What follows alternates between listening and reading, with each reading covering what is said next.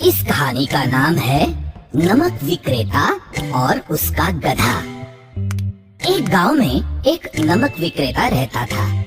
वह नजदीक के नगर से बहुत सारा नमक खरीदता था और नमक की सारी बोरियां अपने गधे पर लाद कर अपने गांव वापस चला आता था।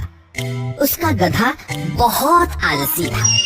वो कभी काम ही नहीं करना चाहता था। वो हमेशा काम को टालने की कोशिश करता रहता था, पर नमक विक्रेता उसे डंडे की खुराक देकर पूरा काम उससे करवा लेता था।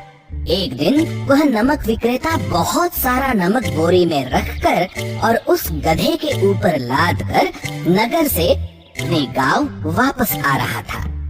रास्ते में एक छोटी सी नदी लगती थी। जैसे ही वो नदी पार कर रहे थे, गधे का पैर फिसल गया और वह पानी में गिर गया। उसकी वजह से बहुत सारा नमक पानी में घुल गया और जब गधा उठकर खड़ा हो गया तो उसे ध्यान आया कि उसके पीठ पर लदा हुआ वजन कम हो गया है। तो उस गधे ने एक तरकीब सोच ली।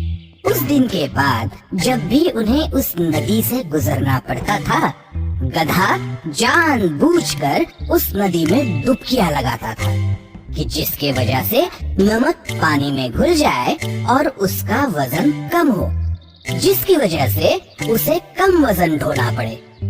पर जल्द ही नमक विक्रेता को ये बात समझ में आ गई कि गधा ये तरकीब जानबूझकर कर रहा है।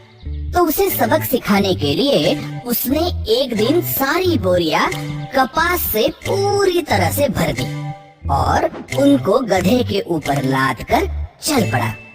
कपास की हल्की बोरियां उठाकर गधा सोचने लगा, अरे हर रोज नदी में डुबकियां लगाने के कारण वजन हल्का हो जाता है, तो आज तो वजन पहले से ही हल्का है, तो बाद में तो और हल्का हो जाएगा। तो खुशी खुशी जब वह नदी पर पहुंच गया और नदी को पार करने लगा, तो उसने हमेशा की तरकीब की और वह गधा नदी के पानी में बैठ गया। पर इस बार तो परिणाम उल्टा ही हुआ। कपास ने नदी का पूरा पानी सोख लिया और जितना वजन था उससे कई गुना वजन बढ़ गया।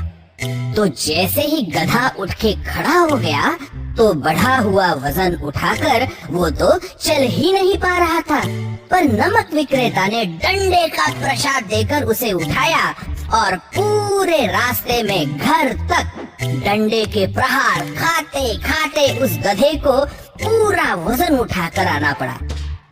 उस दिन गधे ने बड़ा सबक सीखा और उसने ऐसी कोई भी तरकीब न सोचकर सीधा सीधा काम करने की ठान ली। तो बच्चों, इस कहानी से हमें ये सीख मिलती है कि अगर कोई आलसी होकर अपने काम ठीक से ना करे तो काम कम होने के बजाय उल्टा बढ़ जाता है और ठीक से काम न करने की कई बार सजा भी भुगतनी पड़ती है।